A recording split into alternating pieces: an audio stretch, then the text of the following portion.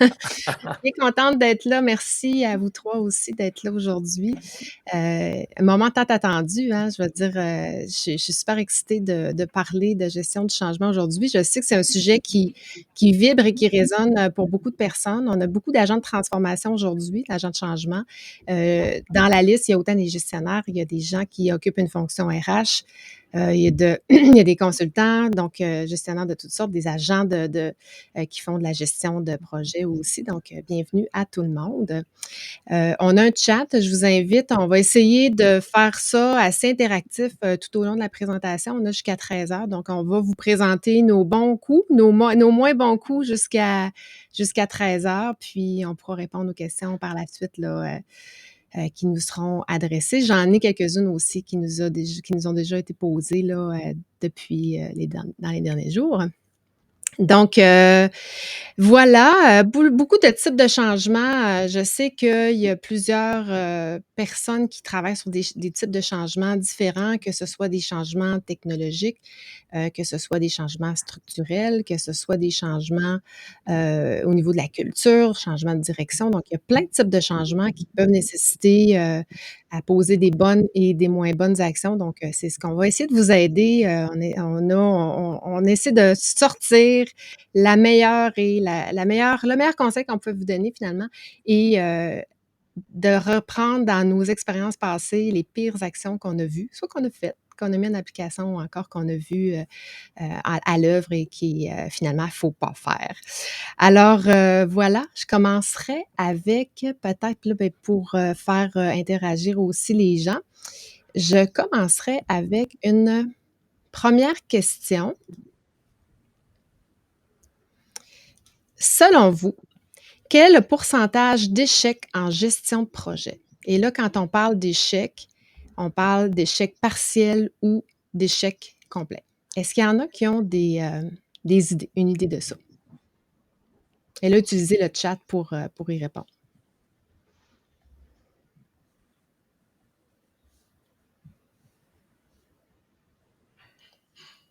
83%.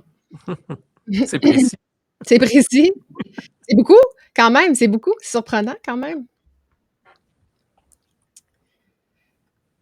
Donc, OK, c'est parce que c'est long à rentrer, mais quand ça rentre, ça rentre. 70%, 75%, 80, entre 75 et 80. Je pense qu'il y en a qui ont fait, excusez mon chien, je pense qu'il y en a qui ont fait des lectures. Donc, en fait, vous avez pas mal raison. Tout le monde, 70 à 80% des projets de changement vivent un échec partiel ou complet. Et les actions qu'on va vous proposer aujourd'hui, ce qu'on souhaite, c'est qu'on fasse taire ces statistiques-là et que nos projets, notre gestion de changement soit davantage à succès et qu'on fasse diminuer ces statistiques-là. Évidemment, c'est le but. Alors, voilà. Là, je parle, j'introduis, mais je suis avec 3 magnifiques personnes aujourd'hui que je vais mettre en lumière. Je vais vous présenter à tour de rôle, mais je commencerai avec toi, Anne-Sophie. Anne-Sophie, que je connais, c'est pas toi que je connais le plus. On a fait des grosses collaborations ensemble. Habituée de travailler avec toi, j'adore travailler avec toi. Moi, je te reconnais vraiment comme l'experte dans la gestion humaine du changement. Présidente d'ASM Consultant.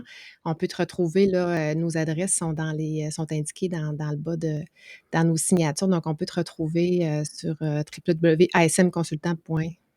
.ca, c'est parce que je ne vois plus l'adresse. Je sais que sur ton site, parce que je suis allée souvent, plein d'outils gratuits, puis on voit toutes les formations aussi que tu nous offres. Là. Donc, c'est vraiment, si on veut te retrouver, là, c'est vraiment le meilleur endroit pour le faire. Donc, je commencerai avec toi, Sophie. Quel serait ton meilleur conseil à nous présenter? Juste avant de dire le conseil, je veux rebondir sur la statistique. Là.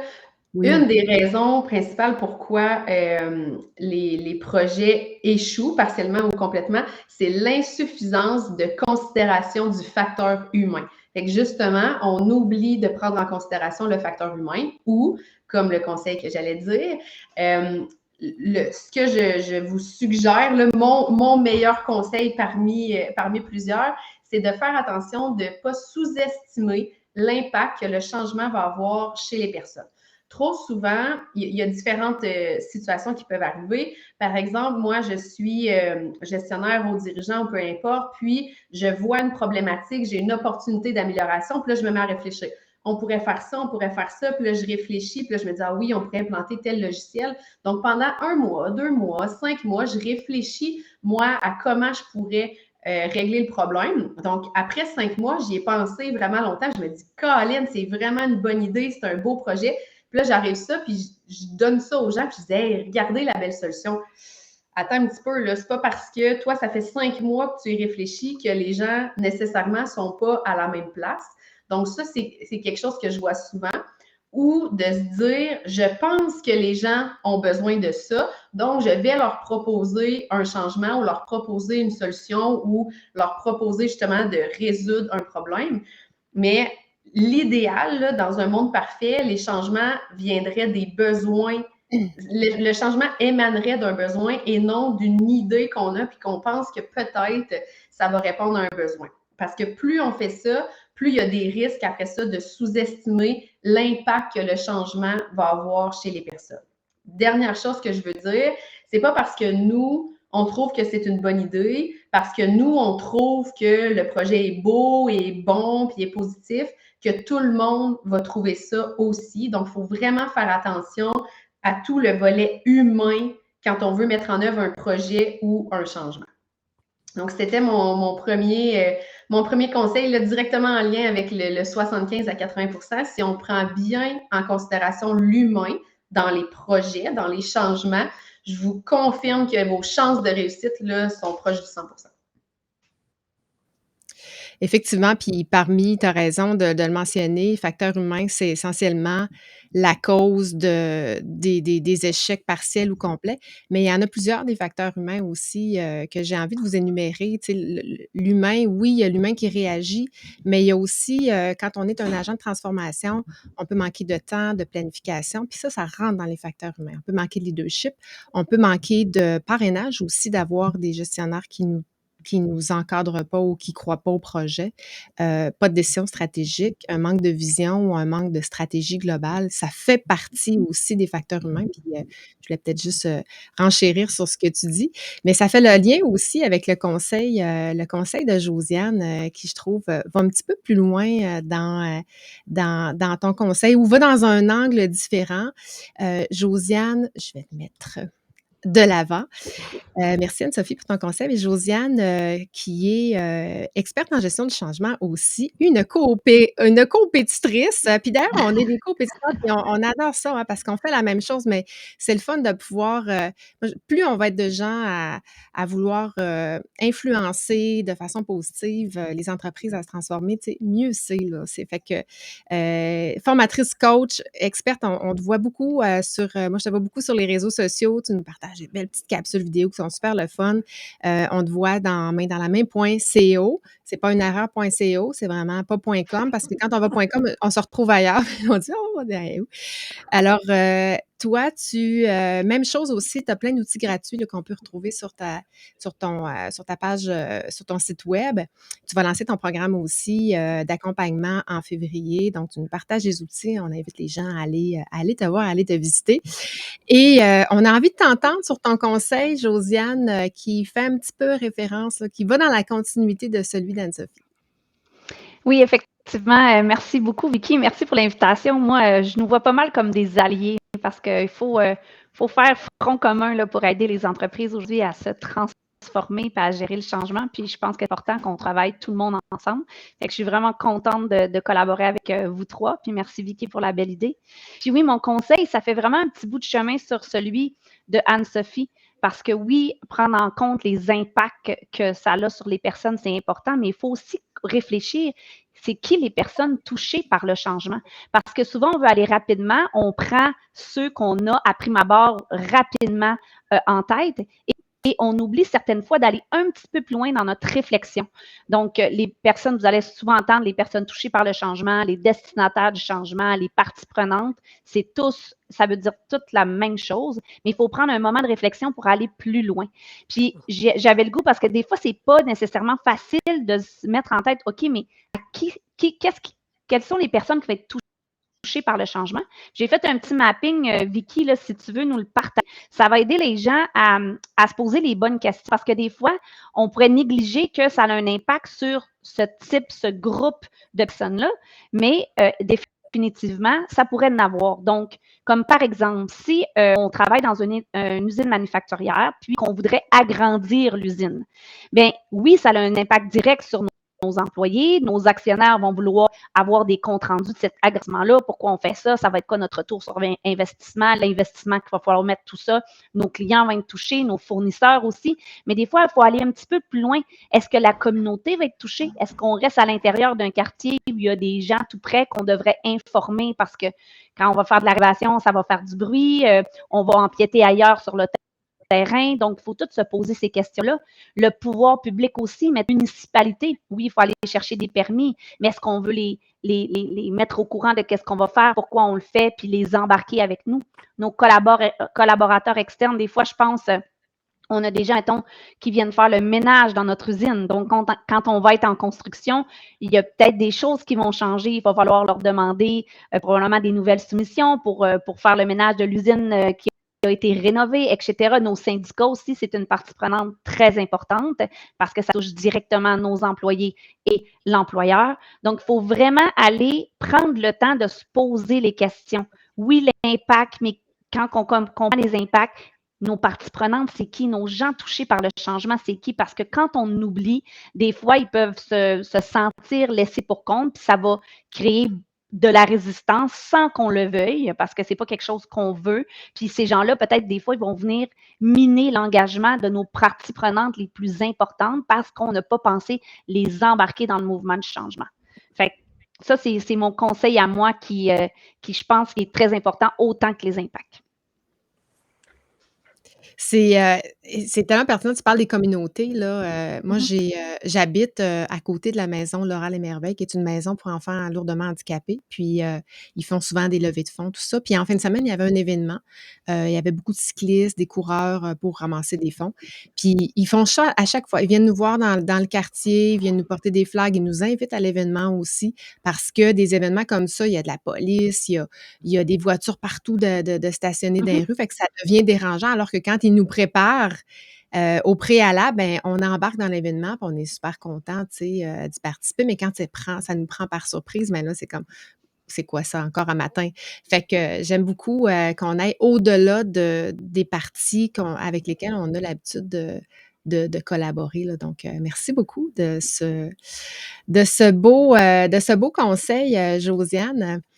On poursuivrait avec Vincent. Vincent, conférencier, coach, auteur. Tu as écrit 2 livres, Vincent. Toi, tu as une expertise, oui, dans la gestion du changement, mais je dirais un petit peu plus au niveau du développement des affaires, de la vente, de la planification stratégique, de la stratégie d'affaires, de croissance. Tu vas certainement nous en parler, mais tu as écrit 2 livres. Je me permets de les nommer. Arrêtez de vendre, laissez vos clients vous acheter, qui est un best-seller, c'est pas n'importe quoi, bravo, soit dit en passant.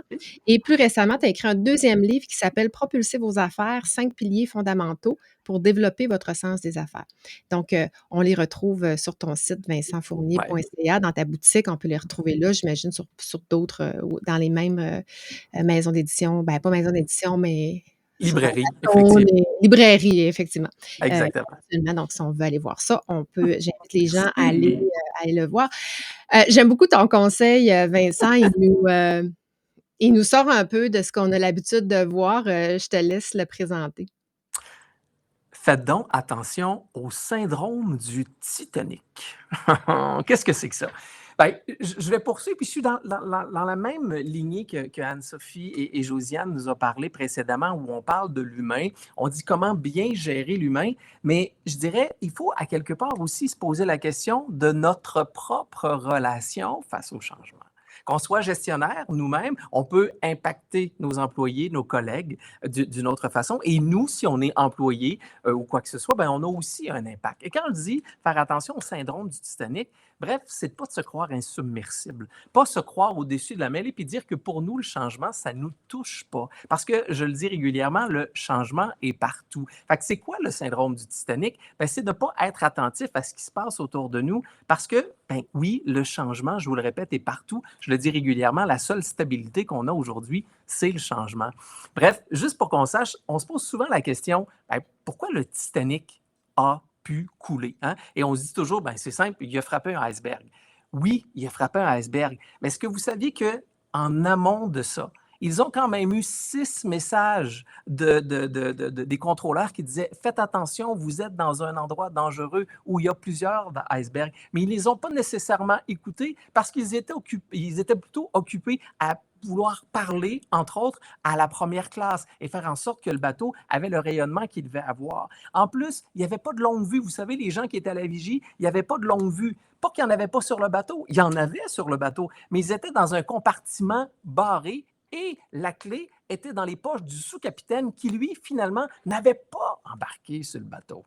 Bref, ce que je suis en train de vous dire, c'est qu'il faut juste comprendre une chose, c'est que par moment, on a l'impression que la gestion du changement, ça ne nous touche pas de près ou de loin, et pourtant, c'est une responsabilité de tous et chacun. Oui, il y a des gens qui sont plus importants dans la gestion du changement, mais notre propre relation à nous et notre propre regard versus le changement, bien, on doit l'adapter, on doit s'adapter parce que tout va vite, tout change et tout évolue.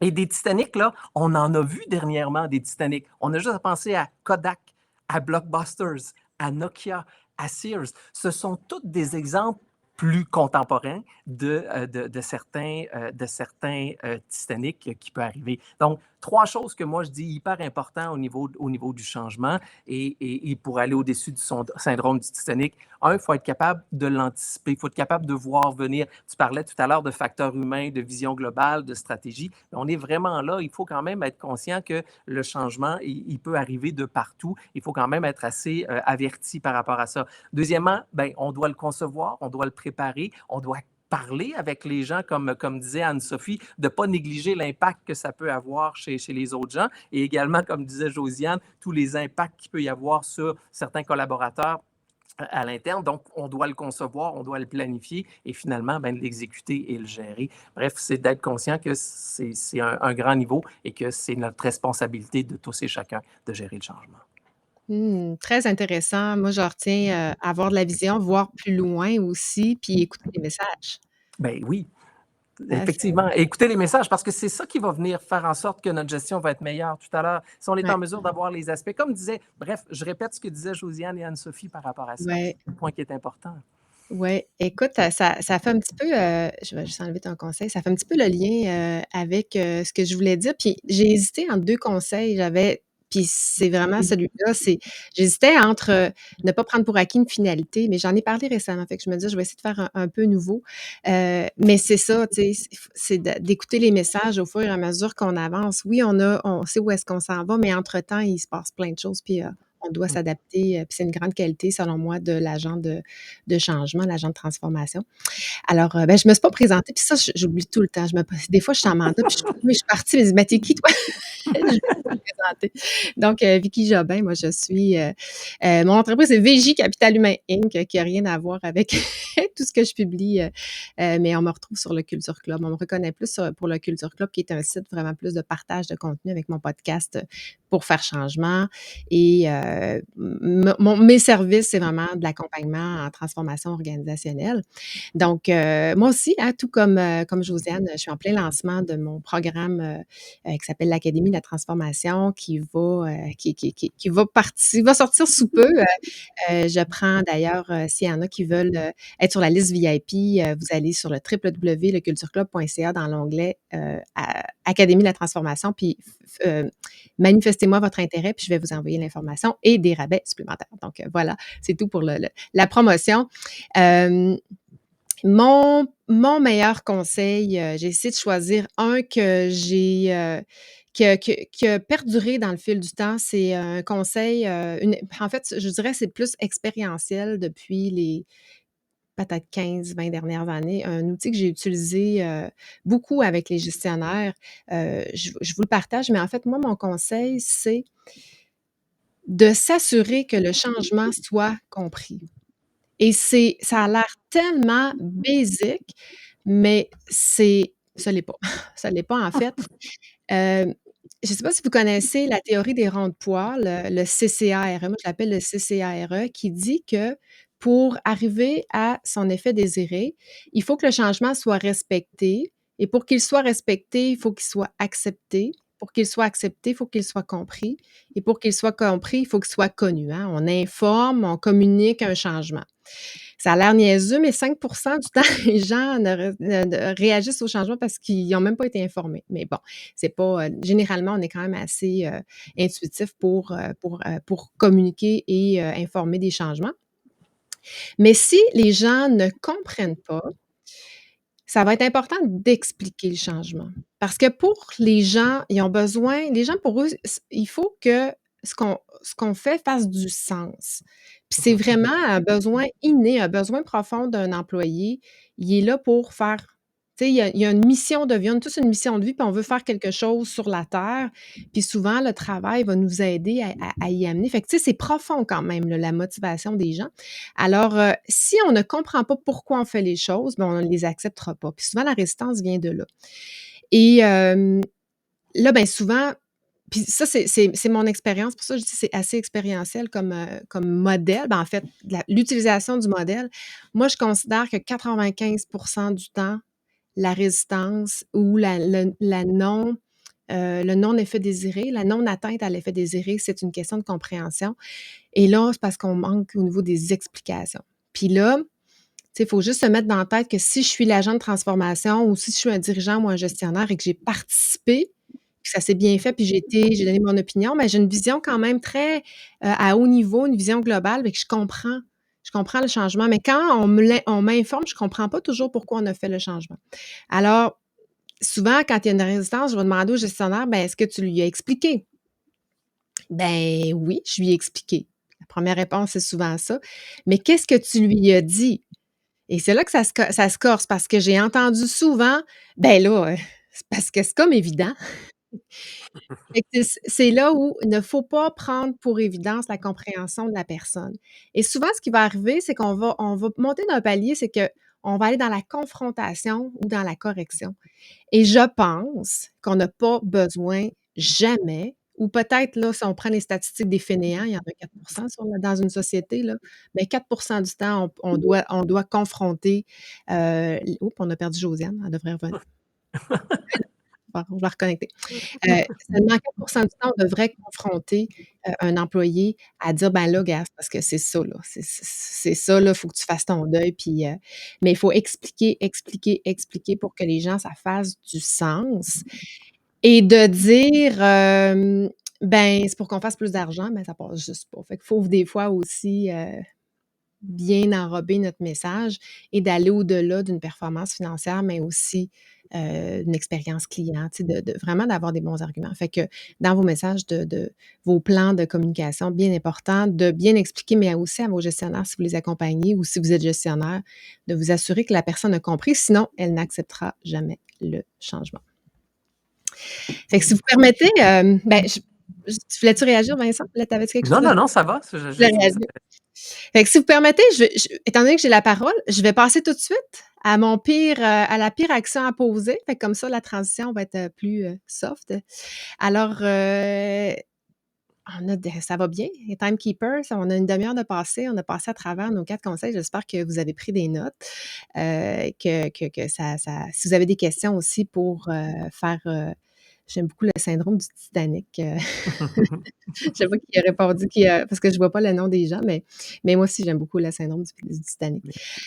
Alors, voilà, je passerai à la pire action à poser selon moi. Puis c'était difficile parce qu'une pire action, c'est un conseil en même temps. Fait que c'était dur pour nous de choisir nos conseils, nos pires actions, mais aussi de le mettre soit en conseil ou en pire action. Mais souvent, bon, ce qu'on essaie de faire, c'est des choses qu'on a vues en action ou qu'on a expérimentées nous-mêmes que finalement, il faut pas faire. Alors moi, ça serait de négliger les intérêts de l'entreprise au détriment de ses intérêts personnels. Je vais dire des intérêts personnels, soit de ses propres intérêts ou encore des intérêts des employés, des dirigeants, des gestionnaires, et cetera. Et je vous illustre ça par un ou 2 exemples, mon timekeeper, par un ou 2 exemples. On a juste à penser, par exemple, à quand on est sur les structures salariales, hein, quand on pense au salaire, on est directement dans l'émotion. La pire d'ailleurs, en tout cas, comme ancienne DRH, le pire moment de l'année où les gens étaient très, très émotifs, c'était quand on arrivait dans les augmentations salariales, puis dans les évaluations des employés, et cetera. Puis là, c'était comme la turbulence, puis là, c'est là qu'on avait plein d'émotions à gérer. Mais imaginez si je suis directement touchée et impactée par une nouvelle structure salariale. Si je suis impliquée, puis ça, je ne sais pas s'il y en a qui l'ont déjà fait, moi je l'ai fait, mais sur une équité salariale, puis que là, j'ai des gens autour de la table qui sont tous directement impactés par le changement que ça va apporter. Donc, moi, je dis toujours, regarde en haut à gauche de ta lettre ou du document. Souvent, tu vas voir le logo d'entreprise. Pour moi, c'est la personne morale et c'est dans ses intérêts à elle, cette personne-là, qu'on doit penser dans tout, tout, tout, tout le temps. C'est ce qui nous permet quand on est, tu sais, il faut vraiment prendre conscience que quand on est dans ses propres intérêts, ben on fait du tort aux intérêts de l'entreprise et quand on accompagne le changement puis qu'il y a des gens qui sont dans leurs propres intérêts, ben il faut les ramener puis c'est un défi. Puis un exemple que j'ai à vous donner, moi, tu sais, je fais beaucoup de transformation en contexte de relève, c'est que je fais de la restructuration, j'évalue les compétences, je propose des structures, puis j'avance avec le groupe. Un exemple, c'est une entreprise, c'était une relève familiale où j'ai les 2 cousins qui aspirent à la présidence, les 2 à la fonction de la présidence. Donc imaginez quand j'ai à proposer puis là, moi, j'ai évalué les compétences, je sais qu'il y en a un qui est peut-être mieux que l'autre ou je voudrais peut-être proposer une coprésidence ou tu sais, on voudrait aller voir d'autres opportunités. Mais évidemment, si j'ai le souhait, puis si j'ai l'aspiration depuis tant d'années d'accéder à cette fonction-là, ben la consultante ou l'agent de transformation, quand elle va me proposer des choses, ben ça se peut que j'ai des commentaires qui soient contre, que, j'ai de la résistance, que les babines suivent pas les bottines, c'est-à-dire oui, oui, oui, puis là j'arrive, à côté, puis là c'est non, non, non, puis je fais mon politique à côté. Fait que, c'est probablement ce qui est plus difficile à gérer, de gérer des gens qui ont des intérêts personnels.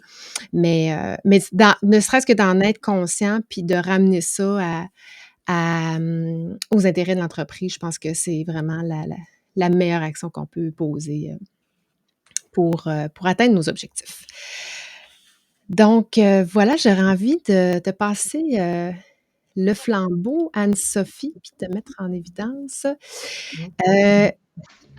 T'as un beau, j'aime beaucoup aussi, tu sais, c'est très illustré, puis je suis sûre qu'il y a plein de gens qui vont se reconnaître dans des choses à pas faire, là. Donc, qu'est-ce qu'on fait pas, Anne-Sophie? Ce qu'on fait pas, c'est d'avoir un projet, exemple, là, qui part au niveau de la haute direction, ou tu sais, si on imagine un organigramme, là, donc un projet, une initiative de changement qui arrive d'en haut et qui descend très rapidement au niveau des cadres intermédiaires et que là, on leur dit, ben, va porter ce changement-là auprès de tes équipes. Il y a une firme aux États-Unis qui s'appelle ProSci, P-R-O-S-C-I. Ils font de la gestion de changement, de la gestion de projet à travers le monde et à travers leur mandat, ils font également de la recherche. Donc, à chaque 2 ans, si je ne me trompe pas, ils produisent une espèce de bible, ça d'épaisse, de constats, de statistiques, de sondages, de toutes sortes de choses. Puis, une des questions qui posait aux gens, c'est selon vous, c'est qui le groupe de personnes dans une organisation qui résiste le plus au changement? Puis d'emblée, quand on pose cette question-là, le premier réflexe des gens, c'est de dire, ben, c'est les employés. Tu sais, c'est les gens terrain là, qui vivent beaucoup de changements. C'est eux qui résistent le plus au changement. C'est faux. 42% des gens qui résistent au changement, ce sont des cadres intermédiaires. Les cadres intermédiaires sont pris en sandwich entre, justement, des employés et de la résistance et les directives organisationnelles, les changements organisationnels, les projets qui viennent de la haute direction. Donc, eux, ça ramasse pris entre ça, entre des objectifs de la résistance et peuvent trouver ça extrêmement difficile, peuvent devenir aussi épuisés parce qu'un gestionnaire, un cadre intermédiaire, nécessairement, tu fais un travail de gestion. Donc, tu as un travail qu'on peut appeler des opérations courantes, là, où tu gères des équipes, un budget, des ressources matérielles, peu importe. Et quand tu as des projets ou des changements à mettre en œuvre, souvent, ça vient se rajouter à tes tâches, déjà à ton quotidien de gestionnaire. Donc, c'est sûr que quand tu as beaucoup de projets à mettre en œuvre, que tu vis beaucoup de résistance, c'est difficile, c'est lourd, c'est épuisant pour un porteur de changement, surtout pour un cadre intermédiaire. La solution, parce qu'il existe une solution, c'est essentiel quand on met en œuvre un changement de faire adhérer toutes les strates avant de passer à la strate suivante. Donc, imagine, on a un président qui a une idée de changement. Parfait, va prendre le temps de faire adhérer, par exemple, la vice-présidence, tous les vice-présidents. Donc, on prend le temps d'écouter les préoccupations, de rassurer pour que les gens adhèrent, pour qu'ensuite les gens soient mobilisés. Par la suite, on va passer à la strate suivante et ainsi de suite. Donc, il faut vraiment prendre le temps, notamment de faire adhérer des cadres intermédiaires. Donc, on s'assoit avec eux, on les écoute, on les rassure, etc. Donc, on fait toute la démarche de gestion humaine du changement. Mais ce que je vois tellement souvent, c'est qu'on se dit, bien, parce qu'ils sont gestionnaires, ils vont d'emblée adhérer au changement. C'est des gestionnaires, c'est leur travail de porter des changements. Par contre, avant d'être gestionnaire, on est humain. Et les humains, d'emblée, vont vivre des préoccupations, vont avoir des questions. Donc, il faut prendre le temps de faire adhérer ces gens-là. Si le cadre intermédiaire ou le porteur de changement n'adhère pas au changement, comment il va faire pour aller faire adhérer les autres? C'est comme si on demande à un végétarien d'aller vendre la nouvelle sorte de beef jerky. Ça se peut que ça soit difficile. Donc, c'est un peu la même chose au niveau des porteurs de changement.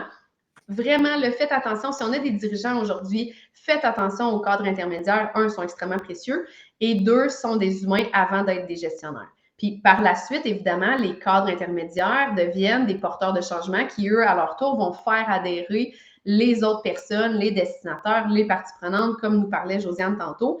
Mais il faut leur donner l'occasion d'exprimer leurs propres préoccupations et d'adhérer au changement avant de pouvoir faire adhérer les autres. Nice. C'est vraiment, vraiment, ouais. C'est très puissant comme message, puis c'est la réalité. Puis c'est vrai, hein.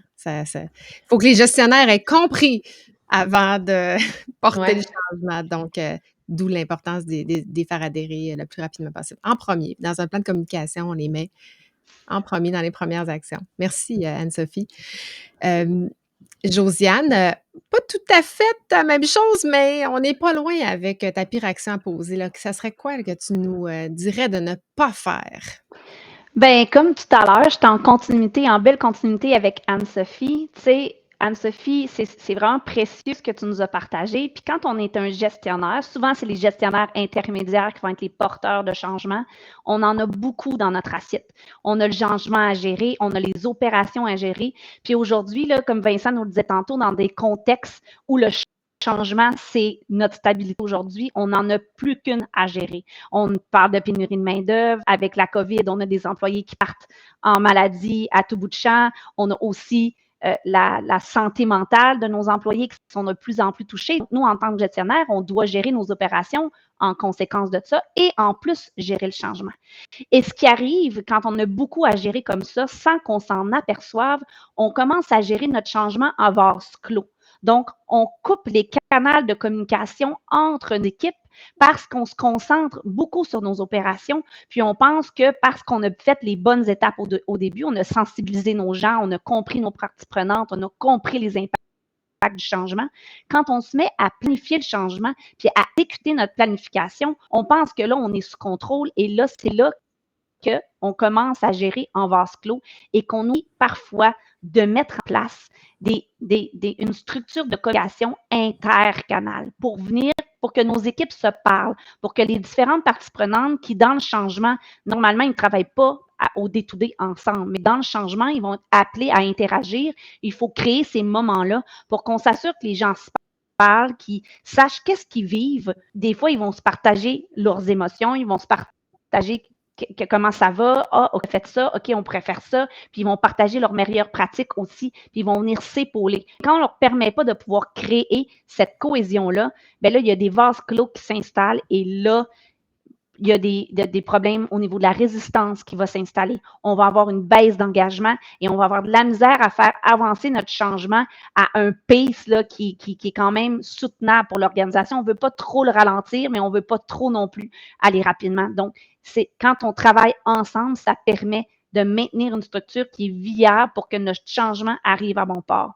Puis ça, je le vois souvent, moi, parce que je travaille beaucoup en transformation numérique, donc dans des projets d'envergure qui vont durer 18, 24 mois, 36 mois certaines fois quand une ampleur de transformation numérique touche à plusieurs types de systèmes et ça va toucher à plusieurs équipes. Certaines fois, j'ai travaillé aussi avec des entreprises qui étaient présentes dans différents pays. Il faut le réfléchir, cette structure-là, pour permettre à nos gens de communiquer entre eux, de partager entre eux. C'est super important. Ça va favoriser l'engagement, puis ça va minimiser le plus possible la résistance à l'interne. Donc, ça serait mon conseil à ne pas tout faire en vase clos. On ne fait jamais ça en contexte de changement.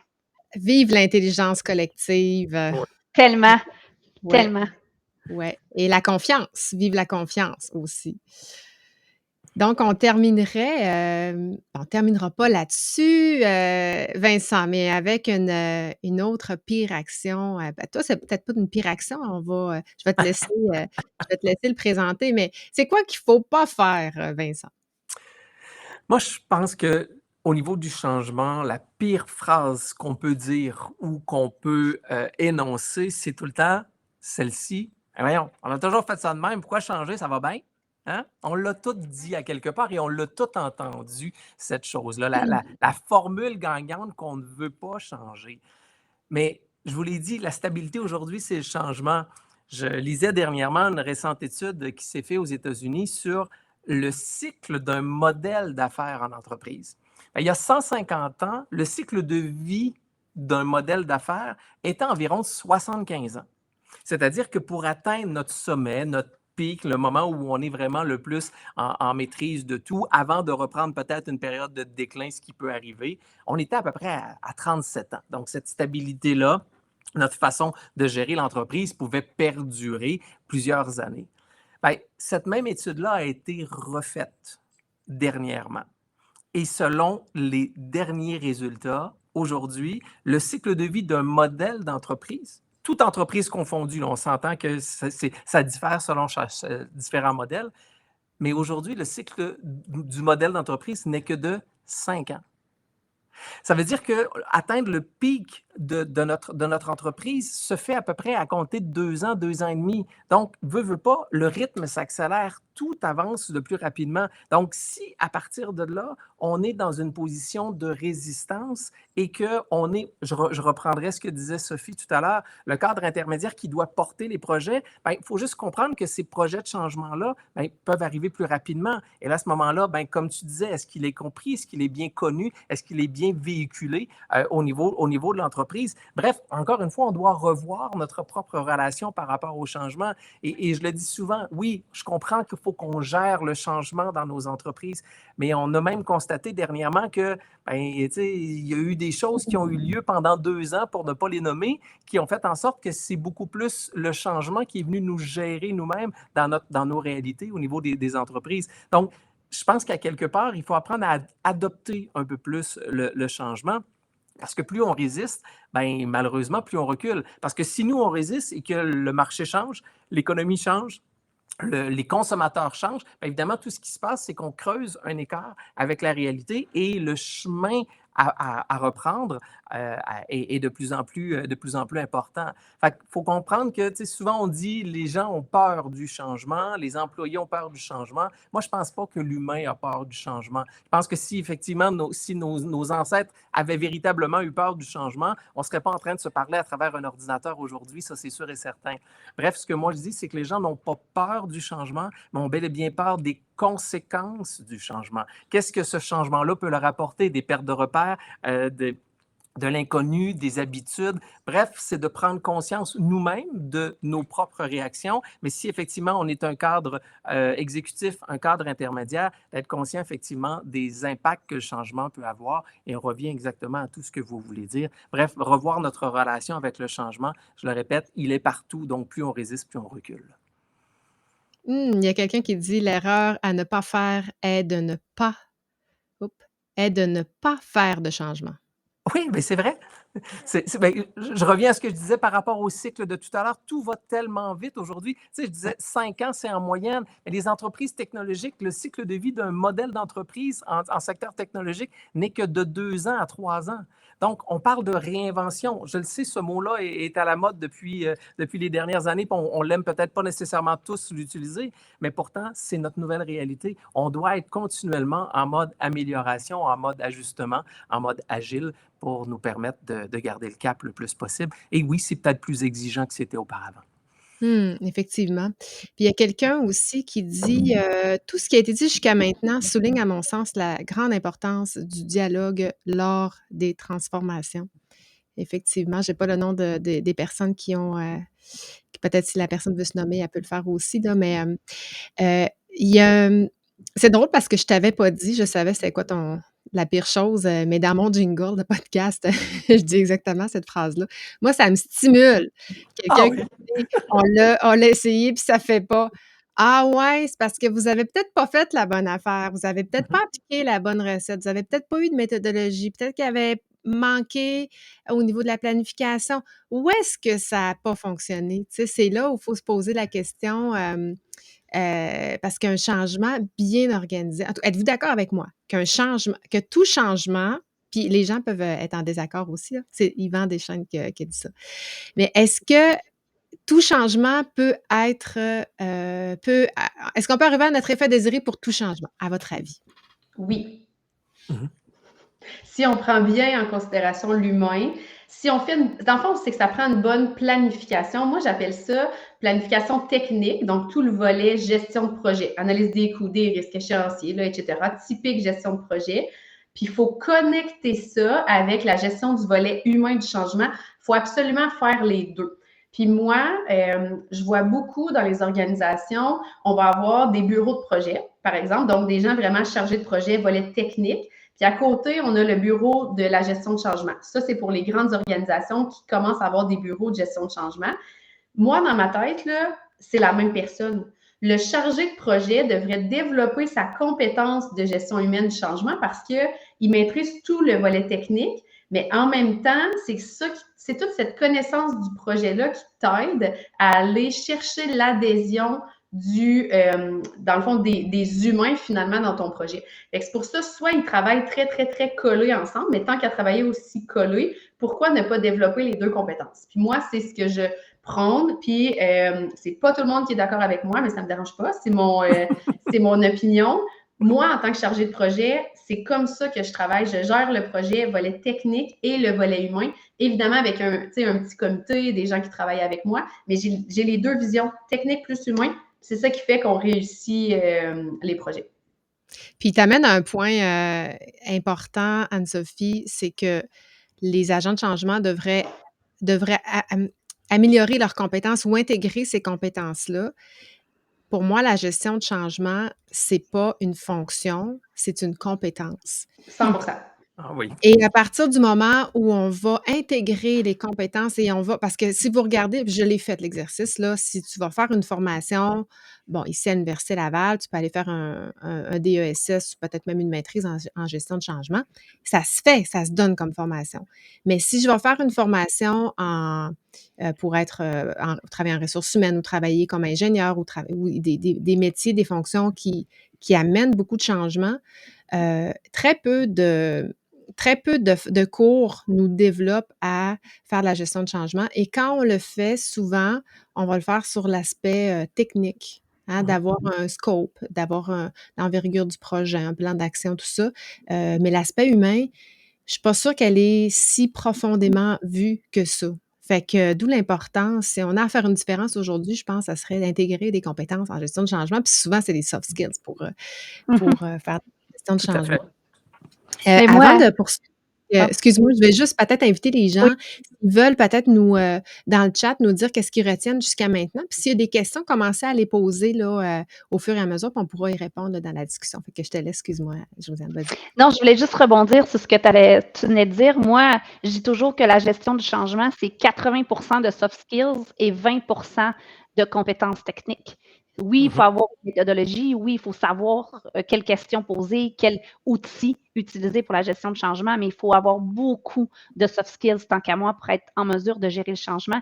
Puis, Anne-Sophie, je suis très d'accord avec ce que tu dis. Je crois que, puis toi aussi, Vicky, la gestion de changement, c'est une compétence. Puis, je crois profondément que cette compétence-là, tous les gestionnaires intermédiaires ou les gestionnaires porteurs de changement dans une organisation, les bureaux de projet aussi doivent avoir une compétence en gestion de changement. C'est les meilleurs placés pour faire de la gestion de changement. Ils connaissent l'entreprise, ils connaissent sa mission, ils ont eu souvent une vision stratégique de où elle veut s'en aller, ils connaissent les employés, ils connaissent leurs valeurs, ils connaissent le quotidien de leurs employés, ils connaissent des fois aussi leur personnel. C'est bien de se faire accompagner par des experts comme nous en gestion de changement, mais il y a une grosse partie que les gestionnaires, que l'entreprise peut faire, ou quand un consultant rentre, là, il y a vraiment une valeur ajoutée d'avoir un consultant expert parce que lui a vu beaucoup de changements, donc il a acquis une expérience complémentaire aux gestionnaires dans l'entreprise. Et là, on a notre plus-value. Moi, ce que je trouve, ce qui arrive souvent, c'est qu'on rentre, et là, vous me direz, les filles et Vincent, il ne faut pas que je t'oublie, hein, Vincent, tu m'aimes pas. Quand on rentre en organisation pour venir accompagner en gestion de changement, souvent, on doit commencer vraiment dès le début et on n'a pas la valeur ajoutée jusqu'à l'échelle numéro 10, tandis que moi, je suis certaine que si tout le monde avait des compétences en gestion de changement, il pourrait faire de 1 à 5. Et là, nous, on rentre vraiment, on a une valeur ajoutée. Donc, c'est vraiment, moi, ma mission, c'est d'aider tous les gestionnaires dans le domaine des affaires, dans les entreprises québécoises à acquérir. On ne veut pas qu'ils deviennent des experts, on veut qu'ils aient un minimum de compétences en gestion du changement.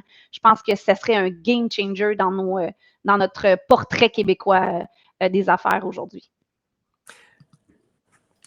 Ben, j'adore, puis si tu permets, Vicky, je vais rebondir, puis je vais faire un parallèle qui, pour certains, peut paraître boiteux et même désagréable, mais il y a un côté de mon expertise qui va parler derrière ça, mais je vais juste amener le lien avec la vente. On a dit tout à l'heure que 80% du changement était plus psychologique, plus émotionnel, plus derrière l'humain et 20% du technique. Bien, au niveau de la vente, c'est exactement la même chose. C'est 80% d'émotion et 20% technique. Puis les gens disent, ben non, on a tout le temps dit faire des techniques de vente. Oui, mais qui peut se vanter de ne jamais avoir acheté quelque chose et au bout de quelques semaines dire, pourquoi j'ai acheté ça? Bien, tout simplement parce qu'on a laissé tout simplement parler nos émotions. Donc, pourquoi je fais ce parallèle-là? Bien, parce que la gestion du changement, veut pas, bien, il y a une capacité d'influence. Pour moi, de la vente, c'est de l'influence. On vend à tous les jours. On vend le restaurant qu'on veut aller manger avec notre conjoint. On vend le brocoli que notre enfant doit manger. Bref, on vend continuellement. Mais c'est la même chose avec le changement. Si on va avoir une certaine influence pour aider les gens à prendre ce virage-là du changement, bien, on doit développer ce qu'on disait, ces soft skills-là. Et très souvent, on va essayer d'entrer dans un pitch de vente. Donc, tu parlais tout à l'heure, Vicky, de confrontation. Bien, davantage, on devrait s'en aller sur, excusez-moi l'expression anglophone, le what's in it for me. Bref, c'est ça. Qu'est-ce que le changement à moi va m'apporter? Donc, je reviens avec ma peur et la conséquence de tout à l'heure. Bien, la conséquence, c'est l'inconnu. Bien, comment on peut démystifier cet inconnu-là? Comment on peut leur apporter quelque chose qui est davantage vers les soft skills, qui vont comprendre bien, que ce changement-là peut avoir des bénéfices pour eux. Mais pour moi, c'est un discours de vente, tout simplement, mais qu'on doit apporter d'une façon un peu plus humaine par rapport à tout ça. Bref, je ne me considère pas comme un expert du changement et je suis d'accord avec toi, je pense que c'est des compétences qu'on doit tous, évidemment, développer. D'ailleurs, c'est le fun parce que c'est la première fois que je flippe une question, je fais des tests. Il y a quelqu'un parmi les participants qui a donné comme commentaire: «Moi, j'adore le fait que c'est une compétence. En tant que généraliste, je le porte, mais je ne suis pas reconnue parce que je ne suis pas un expert.» Donc, toute la méthodologie, et cetera. Qu'est-ce que vous pensez de ça? De ne pas être reconnu, parce que là, on parle de compétences versus la fonction, agent de changement, mais si je ne suis pas un agent de changement, je pense que c'est ça que la personne voulait dire, là, je ne suis pas reconnue. Qu'est-ce que vous pensez de ça? Si je peux réagir, je pense que c'est une question de perception puis de paradigme. Dans notre tête actuellement, pour faire de la gestion de changement, il faut que tu sois un expert de gestion de changement, un conseiller de gestion de changement, peu importe comment comment qu'on le nomme. Puis c'est comme si c'est cette personne-là qui est responsable de faire la gestion de changement. Mais moi, c'est ça qu'on dit depuis le début. Tous les cadres intermédiaires, les professionnels, des agents d'amélioration continue, de la santé et sécurité au travail, n'importe qui doit mettre en œuvre un changement petit ou grand qui a des impacts chez des humains devrait avoir cette compétence-là. Donc, c'est comme si tout le monde peut devenir des experts de gestion de changement avec une certaine méthodologie. C'est plus réservé à un titre d'emploi, ça doit faire partie de ton coffre à outils dès que tu interagis avec des humains parce que, comme disait Vincent tantôt, la seule chose qui est stable, c'est le changement. Ça n'arrêtera pas de changer. Si tu ne changes pas, tu meurs. Tu sais, tantôt, tu as nommé plein d'entreprises. BlackBerry aussi, c'est une entreprise qui était donc bien au top, puis qu'à un moment donné, pouette, je veux dire, c'est terminé. Il n'avait pas envie de changer. Apple ne va jamais mourir. Apple, là, c'est de l'innovation, du changement. On a tout le temps un nouveau iPhone, même si on n'en a pas besoin. On embarque dans la culture de changement d'Apple en tant que consommateur. Donc, ma réponse, c'est tout le monde devrait être reconnu, mais il faut juste, évidemment, là, développer les outils puis apprendre comment gérer le volet humain des changements. Mais ça se fait, ça s'apprend. C'est ça qu'on fait tous là, autour de la table d'ailleurs. Mais tout le monde peut être reconnu comme quelqu'un qui est capable de gérer le volet humain des changements. Ça, c'est mon avis. Puis, j'aurais le goût d'ajouter, Vicky, à ce que Anne-Sophie vient de dire, tu sais, en parlant, Anne-Sophie, tu m'as fait penser à ça. Moi, je me suis acheté un chien il y a 1 an. Est-ce que j'étais une experte en éducation canine? Loin de là. Est-ce que j'avais le goût de faire ce changement-là dans ma vie familiale? Oui. Fait que je suis embarquée les 2 pieds dedans. Puis, j'ai fait tant bien que mal comment je pouvais. Je suis allée chercher des conseils auprès de mes amis qui avaient des chiens. J'ai regardé des vidéos sur YouTube et je suis arrivée à un niveau où j'avais besoin d'un expert pour certains comportements où là, j'étais arrivée au seuil de ma compétence, mais je crois qu'aujourd'hui, j'ai une compétence développée, correcte en éducation canine parce que j'ai exploré et expérimenté des choses. Puis quand j'ai besoin d'aller chercher des outils supplémentaires, là, je m'adresse à un expert qui est vraiment formé là-dedans. Puis là, Anne-Sophie, je ne sais pas pourquoi tu m'as fait réfléchir à ça. Puis tu sais, c'est drôle parce que moi, Anne-Sophie et Vicky, on a un chien. C'est peut-être pour ça que j'ai connecté ça dans mon cerveau. Mais quand les gens en entreprise, ils peuvent développer une compétence en gestion du changement sans venir des experts. Puis est-ce qu'aujourd'hui, mon entourage proche me reconnaît comme quelqu'un qui est en mesure de pouvoir les aider quand ils ont des problématiques avec leurs chiens qui sont plus jeunes que le mien? Certainement, parce que je suis passée à travers ça, puis je suis allée chercher différents outils. Mais moi aussi, j'ai atteint un niveau, puis après ça, j'ai besoin d'un expert. C'est un peu comme ça que je vois ça pour les gens en entreprise. Puis je suis d'accord avec toi, Anne-Sophie, je pense que c'est une question de perception, puis c'est une question aussi des bloquants de tous et chacun. Qu'est-ce que ça me prend pour être reconnu? Est-ce que c'est une position de leadership face au changement? Donc, je dois développer certaines compétences qui, je crois, ne sont pas complètement développées chez moi. Ça serait des questions à se poser par rapport à qui on est, les compétences qu'on a, puis le style d'impact qu'on va avoir sur notre organisation, puis quelles compétences je dois développer pour me rendre là. Je pense que ça, c'est du cas par cas, mais c'est une réflexion d'avoir avec soi-même pour pouvoir se sentir reconnu et compétent. Bien résumé, Josiane. Moi, mon questionnement, ça serait: est-ce que le changement a nécessairement besoin d'être tangible, d'être vu de façon tangible? Puis, je suis allée voir une conférence, puis j'ai fait une entrevue par la suite avec lui. J'ai eu la chance de le rencontrer, Jean-Baptiste Dernancourt. C'est un Roumain qui est maintenant ici à Montréal, mais qui a fait la transformation vers des modèles plus axés sur la confiance des carrefours. Les carrefours, c'est des supermarchés là, en Europe. Là, c'est populaire, il y en a partout. Puis lui, il a tout fait, puis ça a été de longues années. Il a fallu qu'il se débatte pour faire valoir ses idées auprès du conseil d'administration, puis il a implanté ça, tout ça, puis ça a été vraiment une transformation à succès. Mais il a dit quelque chose qui m'a vraiment interpellée puis que je garde en tête depuis. Il dit: «Si j'avais à refaire cette transformation-là, j'arrêterais de le dire, puis je le ferais». Mhm. Puis c'est là que je pense que on n'a pas, parce qu'il y a quelqu'un qui disait: «Ça prend un but», là. Oui, ça prend un but, mais c'est pas toujours nécessaire d'indiquer le but. Des fois, oui, mais des fois, non. Et je pense que plus la transformation, plus le changement est, plus on peut donner des buts à court terme ou pas du tout. Et je pense que tout le monde peut faire du changement sans être reconnu comme un expert. Puis c'est vrai que c'est une question de perception. Un gestionnaire n'a pas nécessairement un titre de gestionnaire de changement, mais il doit faire Mhm. adhérer son équipe. Fait que dans le quotidien, il en fait du changement. Fait que c'est les mêmes, c'est les skills nécessaires à faire adhérer, à faire avancer, à faire que tout le monde s'en ait dans le même sens vers une vision. Ça en est des skills de gestion du changement au fur et à mesure. Fait que j'ai envie, si vous permettez, je vais nous remettre en. J'ai envie de passer, peut-être aux questions plus formelles. Il y avait des gens qui Ouais. avaient, déjà posé les questions. Si vous en avez, on va les adresser aussi. Si vous avez des commentaires aussi, si vous avez envie d'intervenir, allez-y, c'est ça qui est le fun, c'est stimulant de vous entendre. 1re question qui nous avait été adressée, puis j'ai pas le nom parce que j'ai oublié de demander l'autorisation d'afficher les noms, fait que j'ai pas pris de chance, je l'ai pas je l'ai pas affiché, mais si la personne est là puis qu'elle veut se manifester, pas de problème. Comment sensibiliser les gestionnaires à avoir une gestion plus humaine dans la gestion de changement? Puis là, hey, Colin, j'ai envie de reflipper ça, Anne-Sophie. C'est trop en lien avec, ce que tu nous as présenté tout à l'heure. Ben, si les autres veulent rebondir aussi, pas de souci, mais je commencerai avec toi. Comment sensibiliser les gestionnaires à avoir une gestion plus humaine, Anne-Sophie? C'est vraiment une bonne question.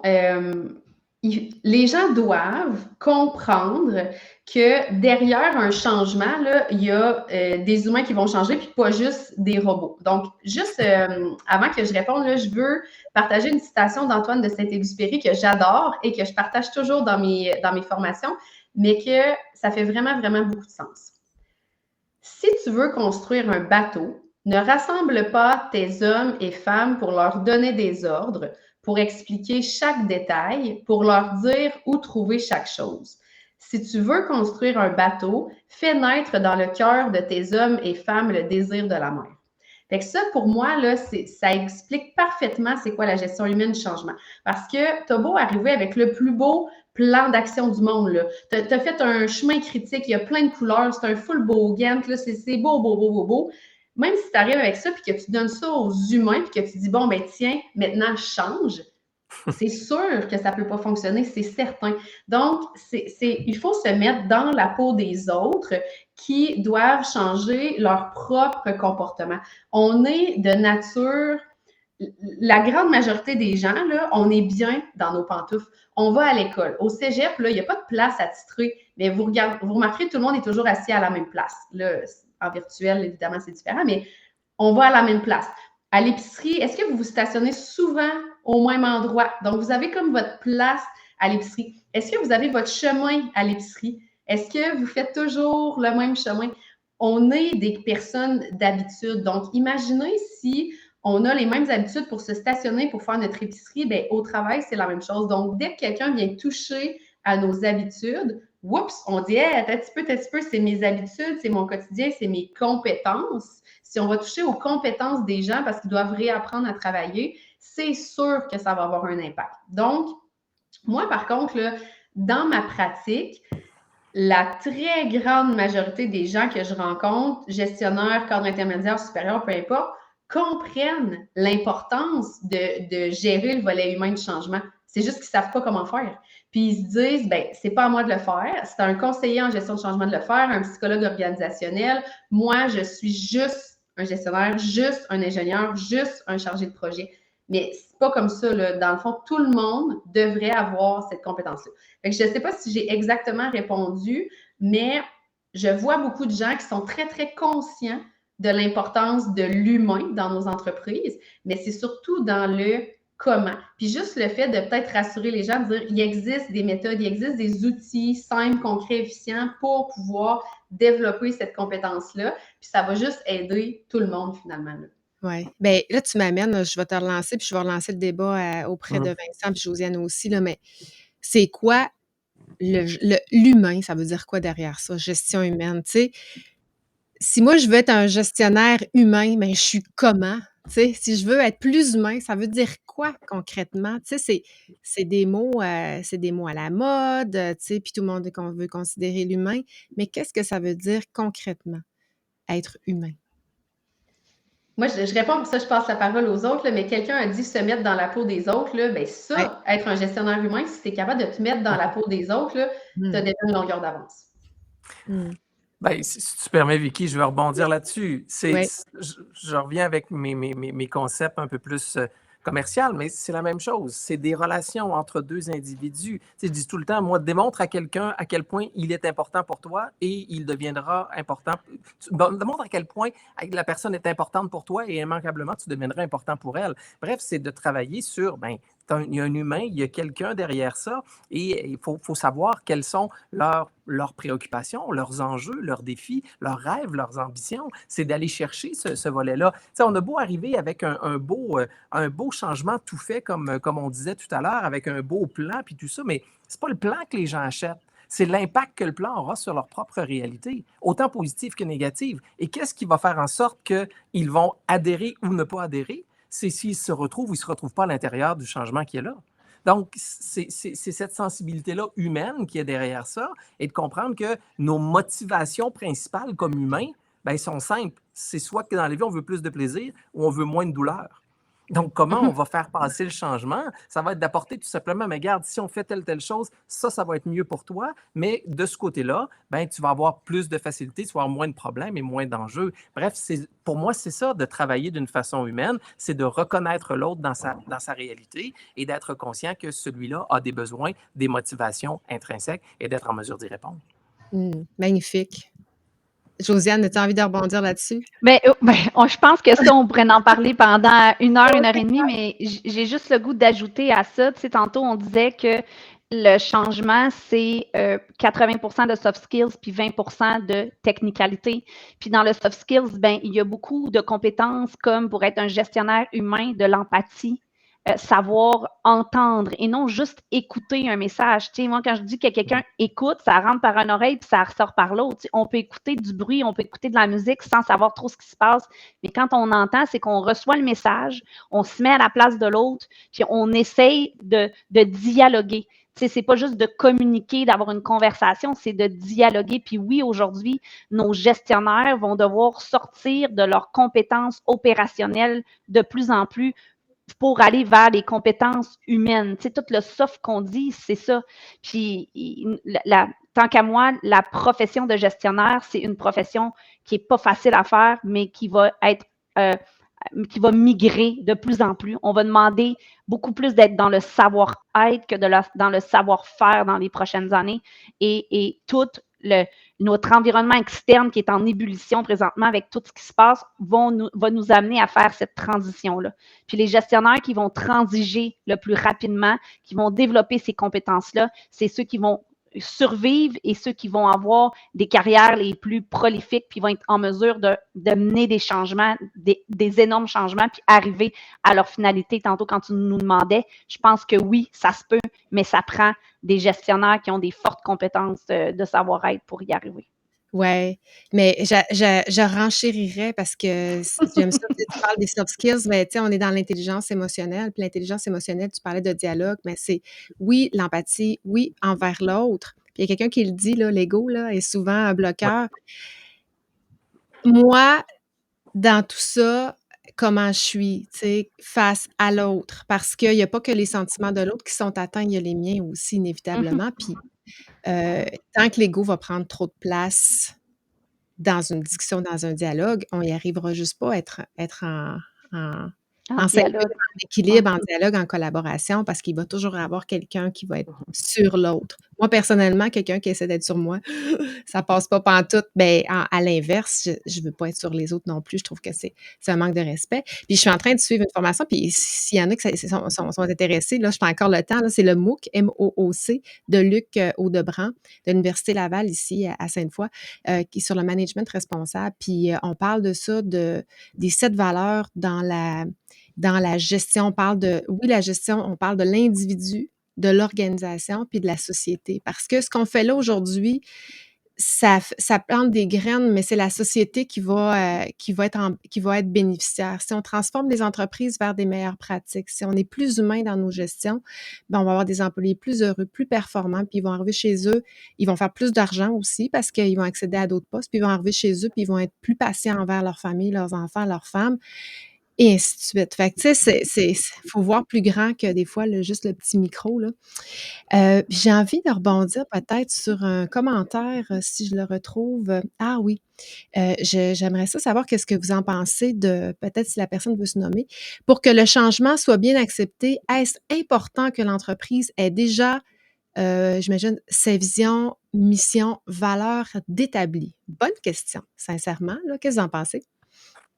Ben, je peux peut-être y aller. Moi, je ne pense pas que c'est nécessaire, mais je pense que c'est un excellent outil. Parce que pour moi, c'est un cadre de référence. C'est une mission, c'est une raison d'être. Donc, pourquoi on fait les choses? Pour quelle raison on met en place telle chose? Donc, à la base, on le disait tout à l'heure, et tu en as parlé, Vicky, pour faire un changement, il faut qu'il y ait un sens à quelque part. La mission, c'est elle qui est porteur de sens. Donc, immanquablement, je pense qu'elle soit présente. La vision, pour moi, c'est la direction, c'est la destination. Donc, si tu fais un changement vers l'est, puis que ta mission s'en va vers l'ouest, bien, il y a probablement une incohérence et c'est sûr et certain qu'il y aura une perte de sens pour les gens qui sont en place. Et au niveau des valeurs, bien, les valeurs, c'est que s'il y a un partage de valeurs, il peut y avoir un respect mutuel qui peut être fait. Et tu l'as mis tout à l'heure aussi, connu, compris, respecté. Mais pour que ça soit respecté, il faut immanquablement qu'il y ait un partage de valeurs et que les gens puissent y adhérer. Donc, moi, je pense que ça peut se faire un changement sans nécessairement mission, vision, valeur,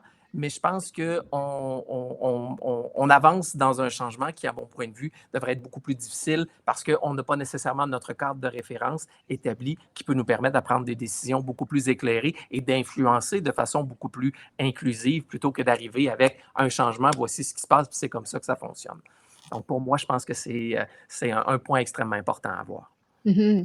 C'était le commentaire de Karine, finalement, très pertinent. Merci, Vincent. Je ne sais pas si quelqu'un d'autre voulait rebondir sur, qu'est-ce que vous en pensez? Est-ce qu'on doit avoir une mission, vision, valeurs d'établi? Oui. Bien, moi, j'aborderais dans le même sens que Vincent, Vicky, parce que je dirais, là, moi, je comparais ça, quand tu n'as pas ta mission, vision, valeur d'établi, c'est comme si tu rentrais dans une forêt sans lampe de poche la nuit. Donc, ça se peut que tu y arrives à traverser la forêt tant bien que mal. Tu vas peut-être foncer dans un arbre, tu vas trébucher sur une souche, tu vas sortir avec quelques égratignures, une poque dans le front. Tu vas y arriver. Est-ce que tu vas sortir exactement à l'endroit dans la forêt où tu voulais sortir, au temps que tu voulais sortir? Il y a des risques que non, tandis que si tu y vas avec une lampe de poche qui est ton référent pour savoir où tu t'en vas, bien là, tu as des fortes chances, beaucoup plus d'arriver à l'endroit où tu veux dans le temps désiré. Fait que, puis, je dirais même aussi que si on veut faire un changement à l'interne, je me demande si on a pris la bonne décision du bon changement, si on n'a pas de mission, valeur et vision, parce que souvent, le changement émane d'un mouvement de notre environnement interne ou externe. Et là, quand on voit, ça crée des opportunités. Quand ça crée une opportunité, il y a un changement qui nous vient en tête. Mais après ça, il faut se poser cette question-là. Est-ce que le changement est en lien avec notre raison d'être? Est-ce qu'il va nous aider à atteindre nos objectifs organisationnels? Est-ce qu'il rentre dans le cadre de notre planification stratégique? Et là, si on n'a pas une mission, vision, valeur, je crois qu'il va être essentiellement très difficile de répondre à ces questions-là. Donc, si on veut faire un changement important, je dirais, prenons quelques jours, quelques sessions de travail ensemble pour venir établir notre mission, nos visions, nos valeurs. Ce n'est pas obligé de prendre l'éternité à faire, mais au moins s'établir un certain cadre de référence. Et en changement, c'est important de rester agile. Fait que peut-être que le changement va nous amener à réfléchir, notre mission, on l'avait mis comme ça, peut-être qu'il faudrait un petit peu la tweaker pour répondre davantage parce qu'on vient d'apprendre dans le changement que X, Y, Z. Fait que je dirais oui, il faut faire un certain travail par rapport à ça si on ne l'a pas déjà fait. T'en penses quoi, Anne-Sophie? Je suis 100% d'accord. J'ai vécu ça avec un client. On essaie de mettre en œuvre un ou des changements, mais la base n'est pas commune pour tout le monde. Les gens n'ont pas la même vision de leur organisation, de leur direction, ne travaillent pas en fonction des mêmes valeurs et des mêmes objectifs. Donc, c'est impossible d'aller asseoir un changement quand à base, on n'est pas à la même place. Donc là, on est revenu en arrière, on s'est réassis tout le monde ensemble, on a dit, OK, c'est quoi la vision de l'organisme, c'est quoi nos objectifs. Puis après ça, on va partir de ça pour mener les changements qui seront en concordance avec mission, vision, valeur. Donc, oui, c'est important. Si tu permets, Vicky, juste dire, moi je dis souvent, mission, vision, valeur, c'est la fondation d'une entreprise. Mais si Mm. la fondation est instable, qu'est-ce qui va arriver? Tout risque de s'écrouler.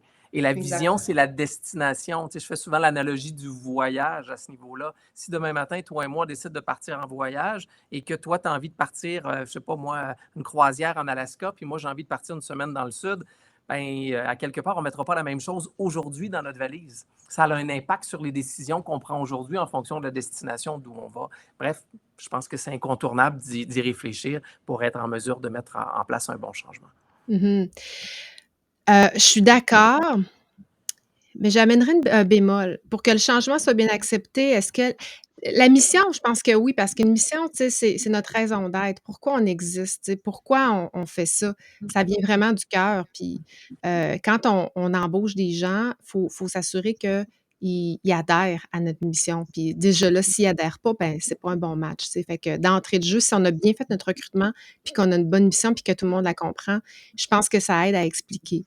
La vision, je sais pas si elle est nécessaire pour qu'un changement soit parce que c'est une vision, comme tu disais, Vincent, elle va changer, elle est moins statique, hein. On va faire une planification stratégique, on va revoir notre visée, on va avoir plusieurs, étapes dans notre vision. Puis mais là où je veux mettre un bémol, c'est sur les valeurs parce que puis là, dans mon MOOC, là, c'est gratuit, by the way, hein, sérieux, je vous invite, là, c'est beaucoup d'efforts, mais c'est Luc Audebran, le management responsable, là, puis il dit quelque chose qui est vraiment fascinant. J'en ai parlé dans un de mes épisodes de podcast d'ailleurs, parce qu'il dit les valeurs. C'est beau les valeurs, mais ça dépend comment ça a été fait dans un exercice.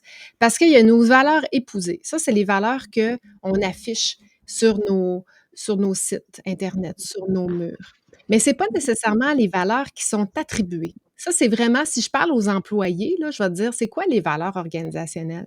Puis ça arrive des fois que les valeurs ne soient pas en cohérence avec celles qu'on a mis sur un mur parce qu'on a mis respect, on a mis des valeurs qui, faut en mettre pour le client, faut en mettre, tu sais, ça dépend comment l'exercice a été fait. Puis après ça, on dit, il y a les valeurs partagées. C'est là où on veut, on est tout le monde d'accord avec les clients, tout le monde est d'accord. Puis il y a les valeurs aspirationnelles. C'est où est-ce qu'on voudrait aller dans nos valeurs. Fait que, tu sais, je ferais juste la part des choses. Oui, mais ça dépend parce qu'il y a des valeurs que c'est tricky, puis c'est pas toujours le cas. Par contre, la mission, je pense que la raison d'être, mais bon, c'est intéressant, comme je pensais pas qu'on allait aller là aujourd'hui, mais on est vraiment dans le cœur en gestion de changement. Il faut vraiment qu'on comprenne le changement. C'est là que ça vient en cohérence avec tout ce qu'on a dit, là. Il y a l'air d'avoir plein de. Je ne sais pas s'il y avait des commentaires. Vous avez peut-être regardé. Un commentaire qui est là que je trouve super intéressant. Ouais, ah, ben, c'est beau. C'est celui-là? Ben, oui, effectivement. Qui est très mais- intéressant, mais juste les deux derniers. La vision est ce qui permet aux leaders de créer le désir d'aller en mer, comme on disait tout à l'heure, et de ramer dans le même sens pour avancer. Je trouve l'analogie intéressante. Oui, Ouais. effectivement. Puis il y avait mon expérience, c'est que beaucoup de gestionnaires initient des changements en pensant que ce sera facile et évident à mettre en place, évidemment. C'est quand la résistance survient qu'ils réalisent que gérer le changement, c'est une vraie compétence. Là, il va falloir que je vais être obligée de le fermer parce que je ne vois plus. Est une vraie compétence et qu'un changement, ça ne s'improvise pas. J'imagine que la personne qui a écrit ça, c'est un consultant parce que ça, c'est intéressant ça. Comme consultant, on arrive parfois pour réparer les pots cassés. Comment arriver plus en amont dans un processus? Je me pose la question. Je crois que la formation des leaders sur la question du changement dès l'entrée en poste est peut-être une solution. C'est sûr que c'est une solution. C'est sûr à 100%.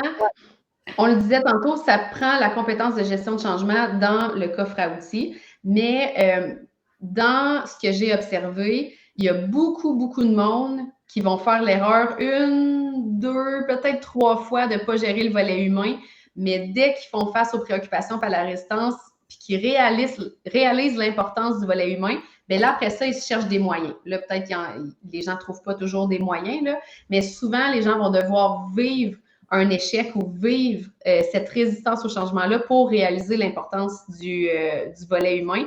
Mais c'est vrai qu'on est souvent appelé quand le projet ne fonctionne pas. On m'appelle, moi, ça fait 2 ans que j'essaie de mettre en œuvre un changement puis ça ne fonctionne pas. Peux-tu m'aider? Je vais essayer, là, mais 2 ans, c'est long. 2 ans, c'est long à essayer de mettre en œuvre un changement qui ne fonctionne pas.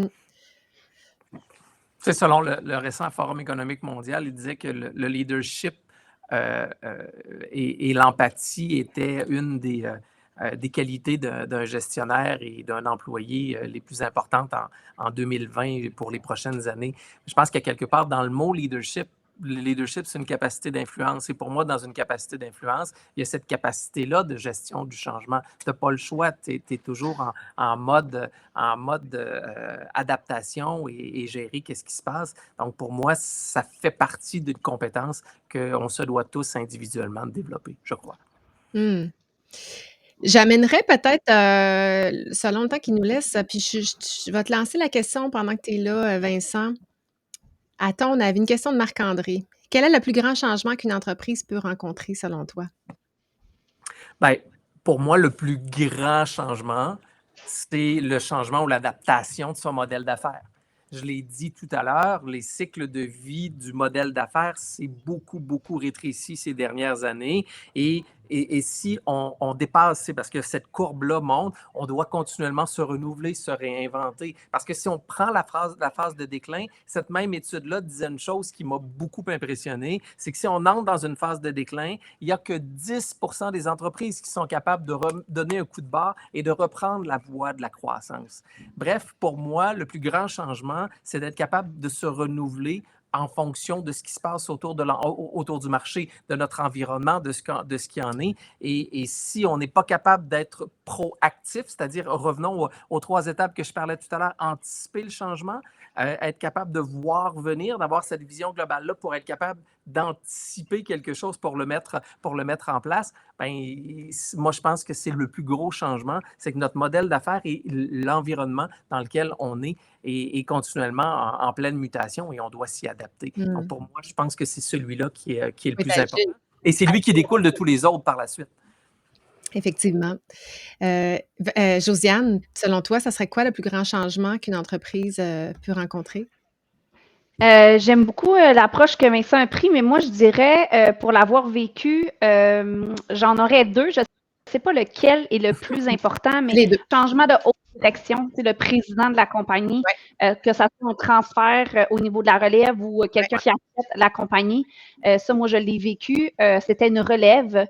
C'était relativement, même si ça venait de la même famille, ça a été, on pense que les 2 personnes sont similaires, puis que ça va se faire comme du beurre dans le poêle, comme on dit, mais pas tout à fait. Puis l'autre chose que j'ai vécu aussi, c'est un changement de culture organisationnelle. Surtout quand on part d'une culture à une autre là, qui sont diamétralement opposées. Là. Nous, le changement dans lequel j'ai participé, c'était une culture top to bottom à une culture de collaboration. Donc, on était complètement un 180.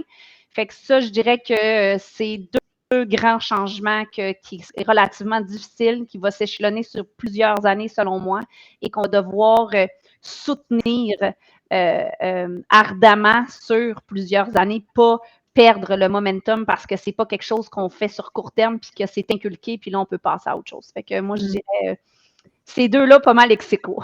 Je rebondis tout de suite avant de te laisser la parole, Anne-Sophie, parce que j'ai copié-collé. Même chose, changement de plan puis changement de culture, mais j'ajouterais de ne pas minimiser que parce qu'on sait que c'est un nouveau gestionnaire ou qu'on sait que c'est un nouveau dirigeant puis qu'on le connaît, que ça va être un changement facile parce que un changement de dirigeant, ça amène un changement de culture. C'est comme si le changement de dirigeant, inévitablement, va changer la culture. Et même si la culture est mieux, parce que moi, je l'ai vu là, dans des entreprises très contrôlantes, passer vers une culture plus de collaboration. Fait qu'on se dit, c'est bien mieux. Mais c'est tout autant de gestion de passer d'un modèle de contrôle à collaboration que l'inverse. Ça a ses effets. Les gens ne comprennent plus, perdent leur repère. Il faut qu'ils comprennent. Hein?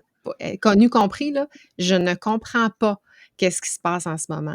Un dirigeant, un gestionnaire qui n'a jamais pris de décision, puis que tout à coup, on lui demande son avis, il perd ses repères totalement. Là. Effectivement, puis même si on se dit hey, les gens vont être contents d'avoir d'autres, de rentrer dans une culture comme ça, mais les comportements puis les attitudes, ils sont intégrés à l'intérieur des gens. Fait que même s'ils ont le désir de changer, ça fait tellement d'années qu'ils agissent selon une certaine culture qu'ils ont de la misère à se déprogrammer, même s'ils le veulent profondément. C'est quelque chose qui est ancré dans eux puis que tu demandes de changer. Là.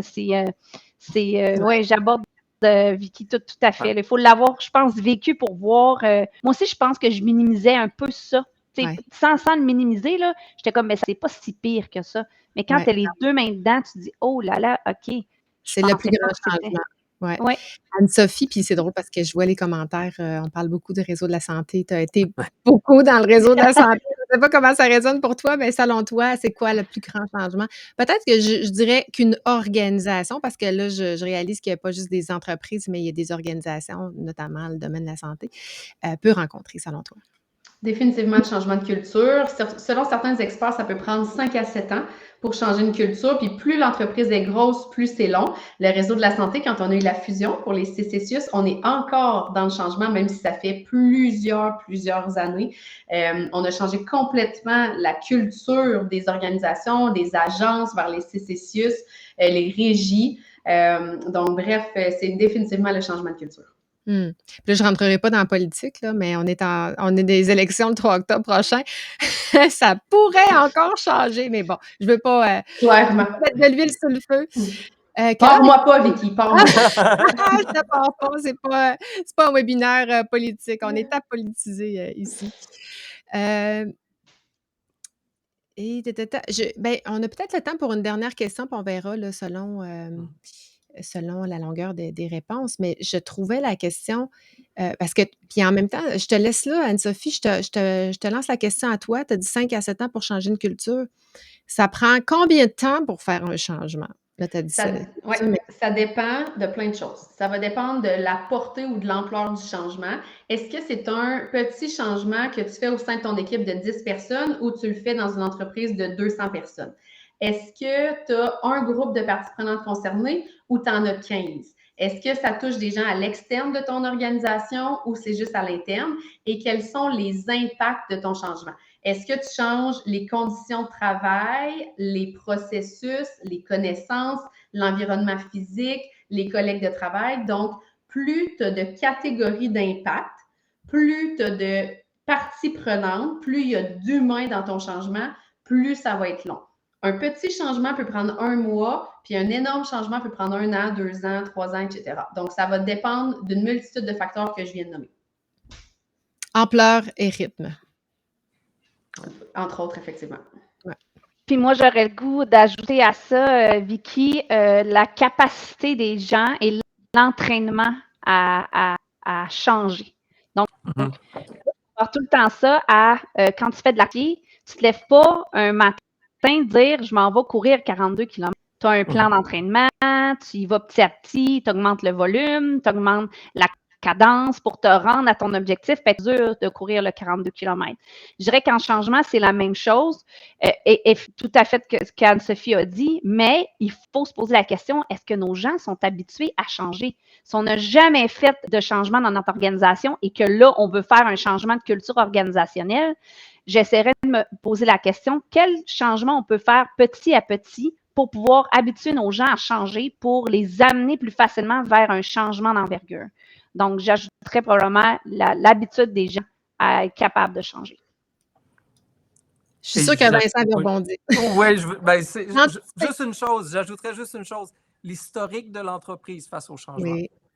J'ajouterais juste ça. Si tu fais un changement aux 10 ans et que là, tu as un changement à faire, c'est sûr que la période de latence entre les deux, ben, c'est sûr que ça peut faire en sorte que les gens ne sont pas ouverts et qu'ils ne sont pas prêts au changement. Si tu es habitué de faire des changements de façon plus récurrente, ben, c'est sûr que l'ouverture est peut-être un petit peu plus là. Mais si tu en fais trop souvent, des fois, c'est peut-être l'inverse que ça peut provoquer. Ça peut provoquer un frein parce que les gens disent, ben là, j'ai même pas eu le temps de digérer l'ancien changement, que tu m'en amènes un autre à ce niveau-là. Bref, ça dépend de l'historique et de la culture de l'entreprise. Absolument.